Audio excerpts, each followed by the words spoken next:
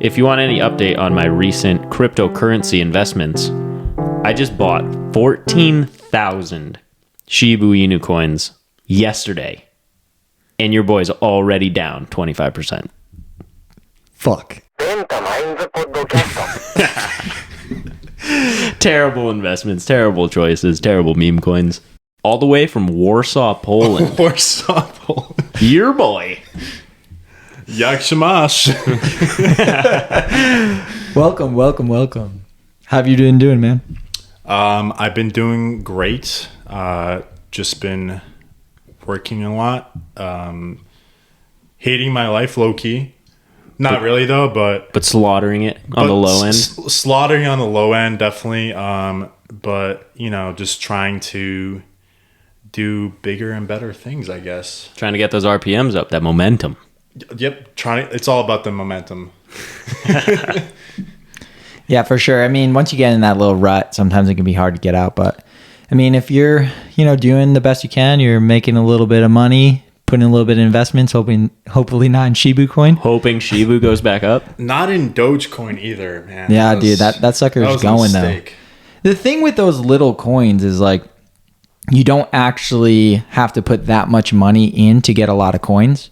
So when obviously it's a percentage, but they can blow up. They can go from like a penny or a fraction of a penny to 10 cents in like a day, and that's 50, 60x. Yeah, and all you need is Elon Musk to tweet once about it and you're good. That's the main reason why I got into Dogecoin before, because one of my buddies in the Air Force, he was telling me, he's like, yeah, man, I heard Elon Musk is gonna like talk about Dogecoin, it's gonna blow up.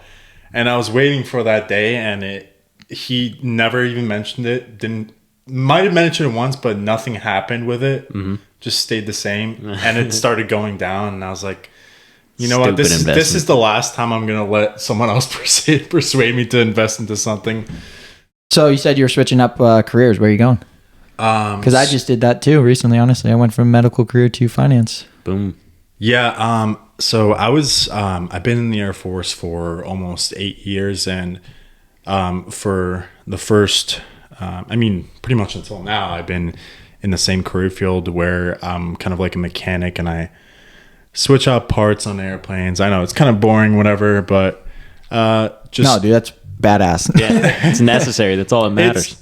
Like by my 7th year in it, I just kind of realized, like, you know what, like I want to switch it up, like do something else. It's getting monotonous, and like, I don't know, I feel like you have different options to like change your career in the Air Force, so why not do it? Right. So right now I'm going for flight engineer, which I have to take like a whole like flight physical, and it's a lot of like bullshit, but eventually I'm gonna have to go back to Texas to train there for like 7 months and then come back here. Mm-hmm. But yeah, man, just like, I don't know, like, why not? If the opportunity's there and it makes sense. You don't want to stay in one thing for too long, because like you just get so like bored of it gets so boring. And some people can do that, which is the weird thing. Like some people, specifically like kind of our parents, they could just stay at their job for 40 years and they never batted an eye, versus our nowadays, like our generation, like 3 or 4 years, like exactly a long time to stay at a position.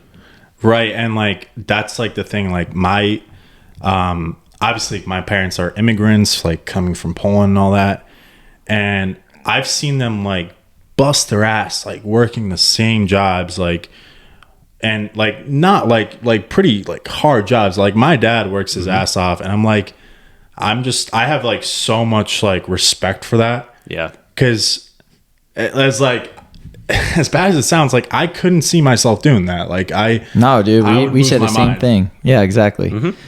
Like it's kind of crazy. It's like a different mentality. Like growing up in a different country and coming over here, like you're grinding. You got to do.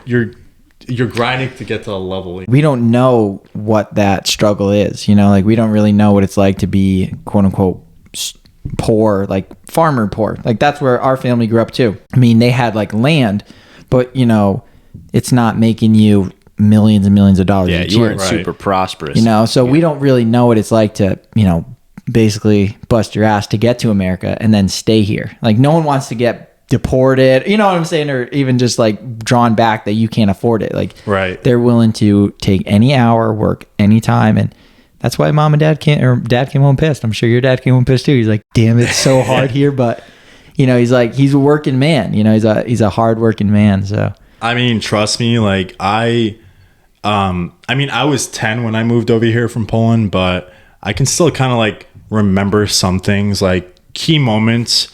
And I never like realized this until like I was like older of like, you know, like my family was pretty poor, like back in Poland. And my parents like were still like busting their ass. But the thing is, in different countries, like you can bust your ass all you want to, and you're never going to get to where you want to be. But here, like if you bust your ass, like you're gonna be able to like you can succeed. Somewhere. You can succeed. Like that's all. It's, you know, that's what makes this country like great. Yeah. Is that like if you bust your ass, like you're not all the time, but like, you know, if you really try hard at something, like you're gonna get somewhere. You will. No matter what, like you're gonna achieve. You will get rewarded for it. Like that's how America is. I mean, that's kind of just the free market system. But yeah, exactly like you were saying. Over in Italy, like you could till the land as much as you want, but you can only produce so many oranges, and you're only going to get so much money depending on the market, like whatever it ends up being. But you can eat it at McDonald's for like 2 or 3 years, and then move up to a cashier, and then become a manager, and then maybe own district manager. Yeah, exactly. Yeah. Own a franchise eventually later down the road. But it's more of a timing thing. Like if you put in the time and the hard work, like there's a super high chance specifically over here that you're going to get rewarded. Right. And that's why I hate when people like, don't get me wrong. The rich, especially nowadays, the rich have a lot of money. I mean, it's like an absurd amount of money, but you have to look at it from their side. It's like, if you were the one busting your butt to be Jeff Bezos or Elon or, Apple, what's his name? Tim Cook. If you were in that seat, like, you feel like you're deserving of it. I mean, there is a point where it's crazy money. It's like, how are you ever going to spend it? But still, it's like there should never be a cap on willingness to make money. If you're just going from like Elon, Tesla, to Boring Company to SpaceX, it's like, hey man, if that's what you're capable of and you're willing to put in 300 hours every week, get after it. Elon is insane. I've seen like interviews of this man, and this guy like sleeps like 5 hours a day. Like he's constantly like working, and like people think like he has like is he the richest man? Like I think he was because his Tesla stock. No, he's the most. Yeah, he's number one right now. He's number one because of his sharehold. Yeah. But Microsoft is the most valued company. Right. Interesting. Which Bill Gates is number 4 on the list, but Elon's top dog when it comes to just value as a person. Yeah, see, that's crazy. Like And you know what else is crazy is so many people in this world still don't have electronics, and it's like imagine if like 10 more % just get a computer or an iPhone or whatever. Like Elon's thinking about like the internet. He's doing like satellite internet. It's like, dude, if more people get it, it's like they're even worth even more. And that's only just a little bit. I think like 50% of the world still doesn't even have like internet access. Yeah, it's wild. Like that's what people don't realize is like how different life is like outside the US. Like it's insane. Like some people just don't have like half the stuff that we have here. Yeah. And the thing is like, and they complain, they're never going to get it too. They might never get it. Again, they could be working way harder, and just based on how the system is at that country, you got no shot. You're just staying in that class. Right. And that's what I'm talking about. People who complain are here. Like people have no idea how good we have it here. And it's like, yeah, it sucks. Like America sucks. Yeah, we know it sucks, but we're the best. And we only get to say that because we only get to say it sucks because we know how good we have it. It's like we're lucky to be able to say those things, because there are people who straight up, if you mess up in any way, or if you say that you're bisexual or homosexual, it's like, dude, you can die. It's like those are crazy, crazy rules, and let alone your progress to make money. It's like you can't even progress in your own life, just like free will to just say like, I love this guy or I love this woman if you're a woman.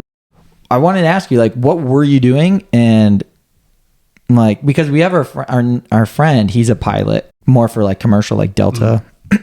And he was just in Texas doing like the flight simulation. Do you have your pilot's license, or are you just an engineer? No. So I basically like work on all the electrical and like air systems on planes. So we mainly like deal with like schematics. I don't know if you guys like wiring diagrams. And I like try to figure out what high altitude HVAC. Yeah, let's dim it down for the dumb folks here. Yeah, like pretty much like it sounds complicated, but like once you go like for training, like it's not like that bad. Like you kind of like figure it out.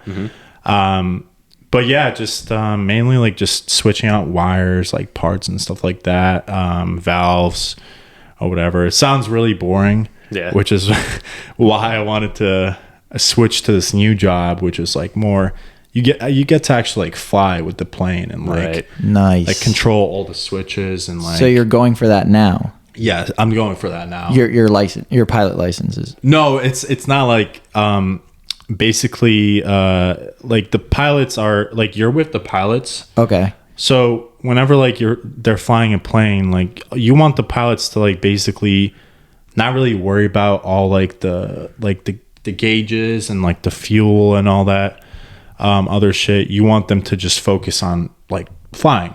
Are you trying to make like kind of a better, I know this is kind of a more programmatic way to say it, but like a better UI, like a better user interface, so all like the dials kind of make sense to where they are? No, you're it's more like you're controlling them. Like you're controlling all the gauges, like you're calculating like the fuel load to get to the next destination. Okay. And you're just basically making sure that everything is like working properly on it. Like all the systems are functioning. So the pilots are in front of you, like all they have to worry about is actually just flying the plane. Okay. And you're the one that's behind them, like controlling all like the gauges and all the switches. So it's a cool job. Like you get to like travel all the time. Basically the main thing that once if I do this training, once I get it done, I'll be in charge of all like the just making sure that nothing like happens on the plane, nothing like serious happens on the plane. Okay. You're just making sure that like, because you have like your fire warning switches, like I don't know if any of this makes any sense, but like basically like you're just making sure that nothing goes wrong with the plane while it's flying. Right. And you don't want the pilots to worry about that. You want that person, like the flight engineer, to be able to handle that. Like, you know, if an engine like explodes or whatever. So you're basically just in charge of like making sure everything is functioning properly. Right. If that alarm goes off and the pilot's here, you fucking turn that volume down because you're like, don't worry about that shit. Worry about some other shit. Okay. I get it now. So, weird question. How many like G-forces have you like done all that stuff? Have you like tried to see how much you can withstand? Or are you mostly on like carriers? So we're like on we're on C-130s, like cargo the planes. big dogs, the ones that fly over this house and just okay. So maybe shake. that makes sense. Maybe I was thinking of like jets or something. No, it's like F-15. It's like bigger planes, like cargo planes. But okay, that makes sense. But we have actually we've like pressurized the plane before, and like you end up going to like I don't know if it's like 15 inches of mercury to like make sure like these systems work properly. And I've gone to like auxiliary depress, where you basically let all that pressure loose at the same time. And I'll tell you, like, that was one of the worst things ever. It was one of the worst ear pops of your life. One of the worst ear pops I've ever gotten. Like, it just felt like your brain was gonna get sucked out of your ears. The whole like cockpit fogged up, like everything fogged up, because like to drop pressure that fast is like insane. Like that was my bad, but like what do you describe it as? Like what else happened besides just your head? Did you get like a headache? Did your knees feel weak? Yeah. So like when spaghetti. when you climb to that pressure, like your ears like already like pop. You just feel like you feel it. It feels weird, but when you go to that like depress and like let all that pressure off at the same time, like your body like kind of hurts. Like, not gonna lie, like it gives you like a slight headache, and probably not good for you. But like, is it like body aches, or do you feel like kind of like more weights on you or something? It's honestly, do you feel like you're becoming denser? I guess is like. Well, you're becoming like, I guess less dense. Like you're becoming denser when you climb pressure, but like when you really like, it's honestly a weird feeling. Like I actually know this one guy like in the Air Force who busted his eardrum because ruptured eardrum. Oh, I thought you were gonna say shit himself. But yeah, man, it's does he have hearing out of that ear or no? He had to go to the doctor, and like the thing with the Air Force, like they want to know exactly what happened. Like why did he like bust his ear? Like what happened? What went wrong? And like I had a couple bruises, bro. and he's like, I've done this like many times before, like all the time, and this is the one time. Like there was nothing like he was dropping pressure normally or anything. Just his ear just blew. Damn, dude, that must hurt so bad. Yeah, that's sad. We had a friend who almost did that. I mean, just the pressure of he like fell from such a high point into water. He almost like ruptured his eardrum. So yeah, man, I can't even imagine just bringing like the air pressure down and it just like you're saying, suck your brain out. Yeah, that stuff is like scary, man. Like you don't want to. Like, you just immediately start running to the right because your body's off balance. Yeah, but like. Man, like losing your like hearing, like I was like, he was like, I literally can't hear anything out of this ear. I'm like, that's like so scary. Like imagine like freaky, because you don't know if your hearing is gonna be like the same after like what you recover or whatever from that. But all right, we have a deep question to ask you. Probably very controversial to our listeners, but we're doing it anyway. Go for it. Where do you rank the Air Force compared to the other ones? So you got the Navy, you got the Army, and you got the Coast Guard. You got the Marines. And you got the Marines. I guess the Marines are a subsect of the Navy, but we're going to say their own division. So toughest to weakest. The toughest, I'm just going to be real here and like say probably the toughest to do is the Marines. Yeah, we think so too. I mean, we've never done it, but I mean, we've heard of Jocko Willink. Let's be serious. Yeah, he's crazy. Like David Goggins. Yeah. I would say the Marines is at the top. Just their boot camp and their training is just so much tougher, physically, so intense. Yeah, mentally so too. Mentally intense. Mm-hmm. And then I would say like probably the Army, and then Air Force, Navy, and then Space Force. I have no idea what the Space Force does. Oh, Space Force, the weakest part. And then Coast Guard, right? Coast Guard's on the bottom. Oh yeah. Sorry. I know people are gonna get mad at me for. Dude, Coast Guard's on the bottom. For the Coast Guard. Dude, Coast Guard's on the bottom, bro. Right? I actually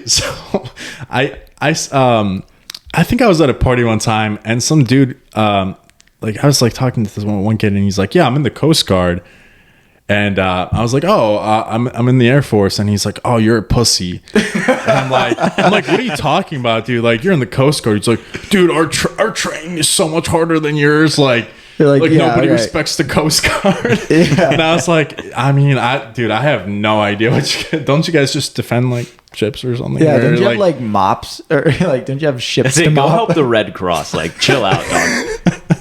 Yeah. All right. Disclaimer: we love you all the boys and women out there. Thank you for putting in your time and effort and sacrificing your life. Honestly, shout out the Coast Guard. Yeah. Thanks for helping America be number one. All of them, honestly, because without you guys, we're just talking shit. But it's true. I'm sorry, they're on the bottom. I mean, I don't know. I think Space Force definitely. I have no idea if they have like a dude. What if that becomes your job later? I mean, are you down? Like, are you down to go to Mars? Like, you think?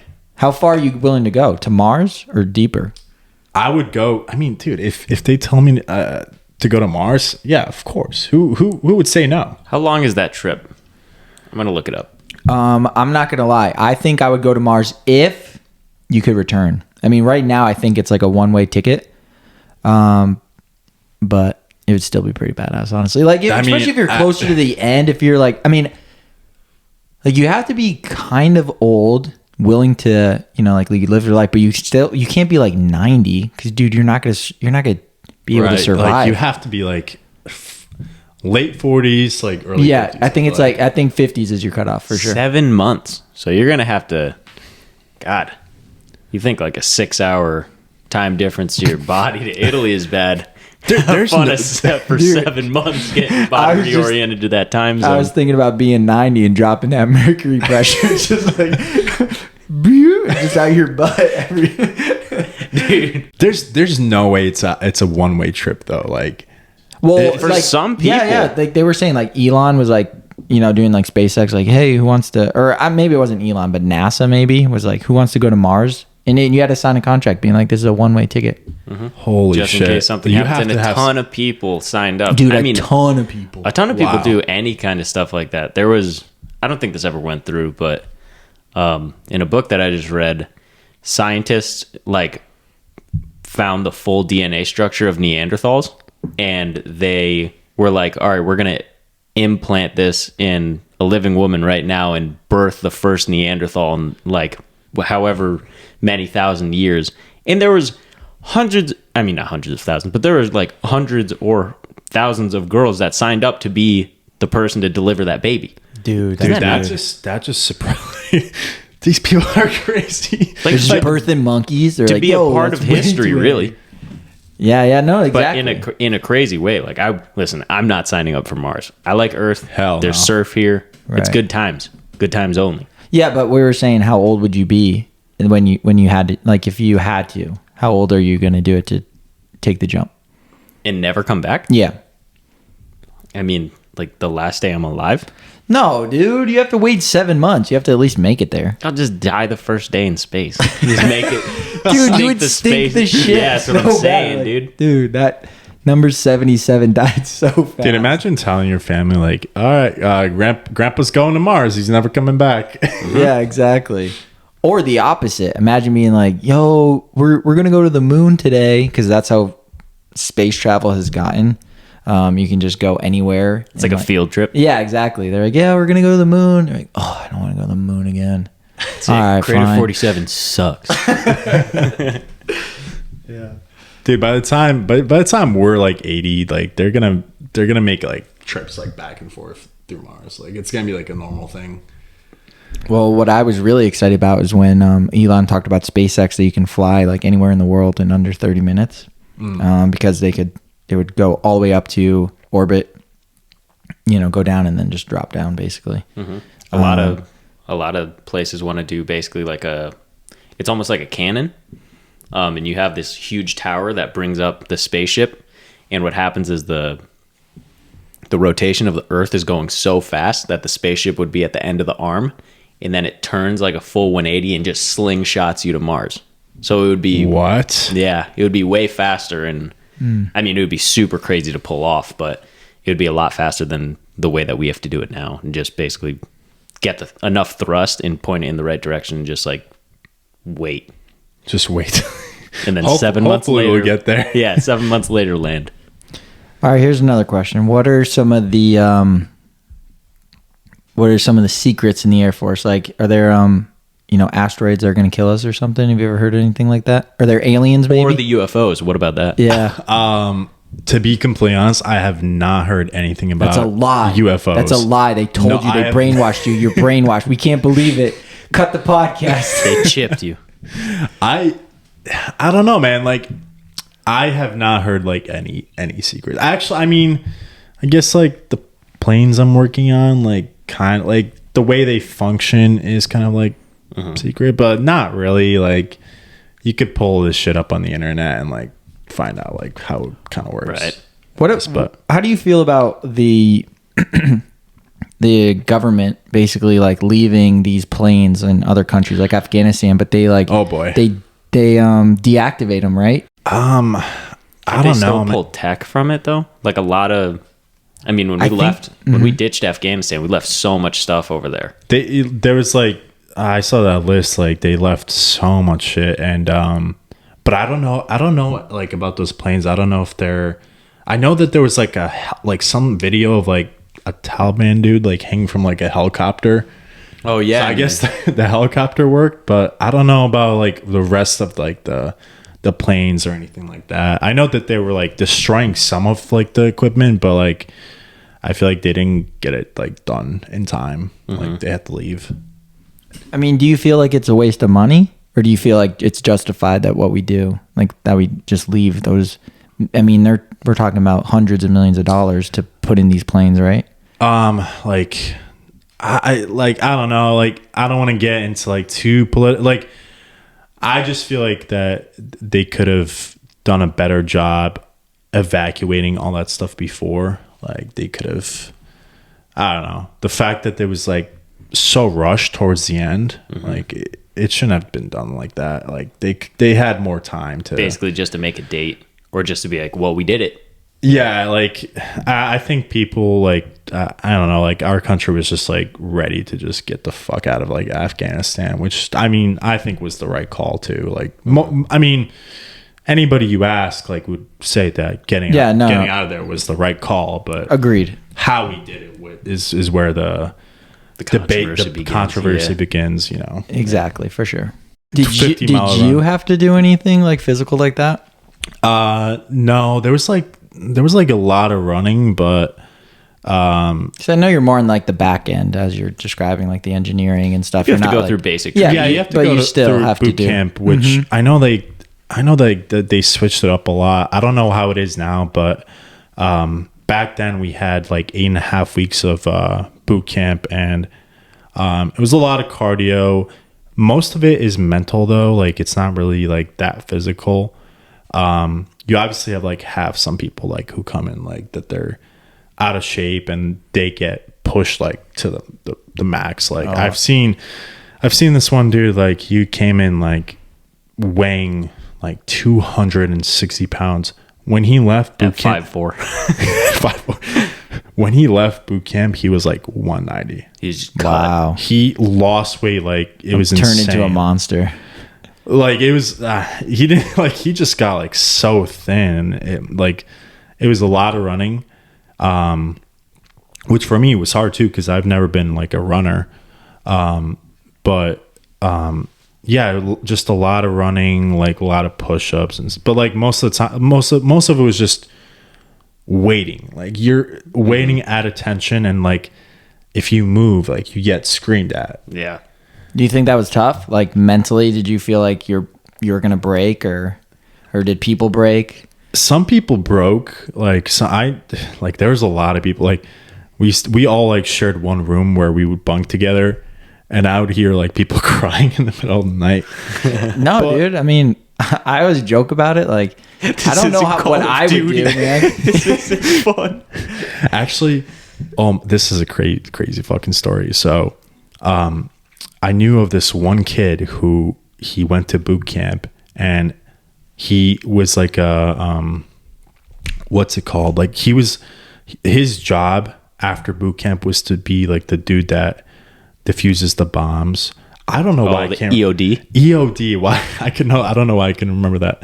But he had like a huge signing bonus, and in the middle of boot camp, this fucking kid decides, you know what? Like I really miss my girlfriend.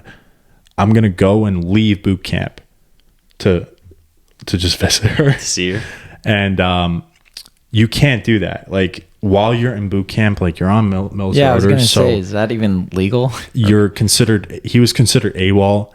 So fucking the military police on base tracked his ass down and put him in jail for a year. Oh my God. So he wanted to just leave and like go back home. And then he just screwed. And then he like if he just toughed it out and like just waited the next like month or whatever, like he could have gone back to see his girlfriend and would have been free.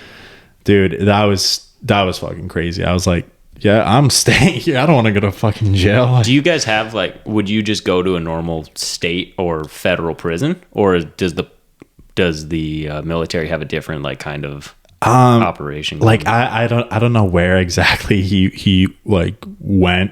Alcatraz. I just know that like our drill sergeant told us that it was like a year. Damn. Which is ridiculous. Like, that's brutal. Man, like so many stories out of there. Like, do you think that the military, like deep in the military, there's like crazy stuff that they'll never let us know? Or do you feel like most of the stuff that is out, whether WikiLeaks or just the public news, do you feel like that's majority of it? Or do you feel like there's just like deep? I mean, I think that there is like obviously like some secrets, but like I do think that like some people just get like way conspiratorial, too far into it. Like at the end of the day, like people are people. Like nobody's like fucking like, you know, like some people gotta take off their tinfoil hat and like dude, just kind of live in reality a little bit. But obviously there's like some stuff that they don't tell us about, like, but I don't think it's like about like aliens or anything like that. 100% reasonable. Seems too logical to make sense. Cut the podcast. Yeah, they're not gonna allow us to upload this. Yeah, they're on to me right now. they're gonna know. They're tracking that chip, and they're like, if he says anything out of line, we're just gonna bust him. Yeah, there's a drone right over your house right now. So, what else is new, man? Like any good shows? Any good? I don't know. What are you doing? Anything you've been listening to? So I got back into Coldplay like recently. I've Great always band. been a huge fan of Coldplay, but I never like I listened to their popular songs. But did you like their new album? I don't think I listened to that. I listened like to their old album, like Parachutes, XY, yeah, and good stuff. I've never like actually. Loto is my favorite. Oh, yeah. So I've like listened to their popular songs, but like never through like the whole album itself. But man, Parachutes, like if you listen through the whole thing, like in a single setting, it's a masterpiece. Like I was literally about to fucking tear up a little bit. Yeah. You do tear up. Don't lie. Coldplay will do that to me regularly. He'll do it to the Marine, dude. And I got like obsessed with it too. Like I got to the point where I liked the album so much, I was seeing people play the album on the guitar. Oh yeah. Covers. It's incredible. Like they're such a good band. Like I just want to listen to every single album now, go through and like, because it's different. Like you hear like a popular song, like, and you don't really know how it's like. There's some like artists that like the whole album is like supposed to be like an experience in a story. Yeah. In a story. So like once you listen through the whole thing, like you're like holy shit, I never looked at this album like this artist this way, like that they're just telling a story like over this whole thing. It's kind of crazy. Like I never like looked at music that way, I guess. No, I hear you. It's like kind of seeing the whole picture instead of like pieces of the puzzle, which are like the individual singles or whatever. The first time I ever experienced something like that was Kid Cudi's Man on the Moon, The End of Day, the first album. Man. I remember would listen through that all the time in high school from top to bottom, and it's a perfect storyline. And so many artists do that, and it's kind of sad that there's so many people, myself included, that will just like, well, I'll just listen to the singles and like that's it. You don't really get the full experience, like you're saying, by just going 1 to 14 or whatever the number is. Dude, have you listened to the Mac Miller album? The new one? No, not the new one. The Circles. Like that one is crazy. If you listen to the whole thing, like it, not to get into it, but like it's almost like Mac almost like predicted his death. Like the way he like the songs flow, it's like he's like accepting death, like in those songs, and it's kind of like listening to it now, like it's kind of crazy. It's like how do you know? Like it's like he's like saying like, but the way he like treats is like he's like, it's okay, like I'm like in a better place. Yeah. Well, that's cool. I'll have to go back and listen to that. While you guys were talking about that, it's funny how when you go back and listen to these albums that you love, and there's always like that one song that you're like, oh, this song kind of sucks, and then all of a sudden it just clicks and you're like, dude, this song rips so hard. It is crazy how good some of these albums are, and they're rare, and that's what makes them actually better. That it's not, in a way, not common that a full album, all 10 to 14 or 15 songs, just flow so perfectly and so beautifully that it is like you're saying, it's like a masterpiece. It's like a Picasso painting, or Right. you know. Bro, it gets you going because we used to be monkeys, and when we would pound our fists on the ground, that's that drum, that's that percussion beat. No, and I hate to admit it, like before I used to like really just only listen to music for like if it sounded good, like if it had a nice like beat or whatever, like that's what I would listen to. But like I think like as I grew older, I started to like really pay attention to like everything, like really like dive into like the lyrics and like what they're trying to say. And man, like ever since I like started looking at music that way, it's gotten so much better. Like I literally every day so deep literally listen to just music straight. Like in my car ride, I've been just going through those Coldplay albums. It's insane. Well, the thing is like there's so much media these days that it's awesome when there is like a gem, you know, like whether it's a TV show or a music album, there's so much garbage we're filled with that when you do get those like really, really good shows, you try and savor them because, you know, there's nothing like watching it for the first time. You know, like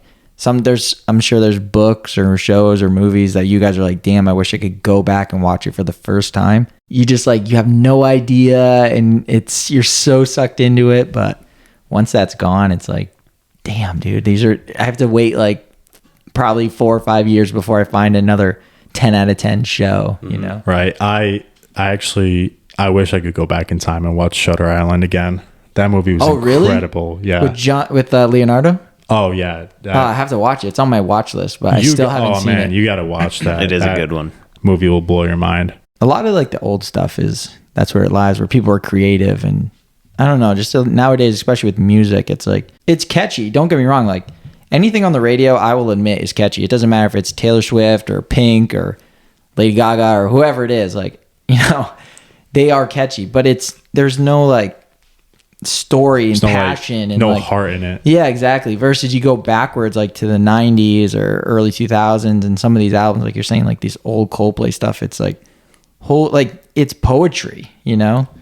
Right. Dude, it's kind of crazy just how like you have to be so talented to like think of this shit, like to make a whole album that like flows together. And like nowadays, like when I look at the new music, like I'm just like, you know, like how can you compare this to like something the like old that. Stuff? And I know I'm sounding like such like a geezer right now. Such a boomer. My all the young kids are listening to like I don't know, Lil Tajay or whoever the Lil fuck. Nas X. Lil Nas X. Why is there no like Lil Dick? Why is like no one taking that name? Like, yeah, no, dude, if I had a rap name, it'd be Lil PP. Yeah. I was already thinking of my rap name, like Young Boy P.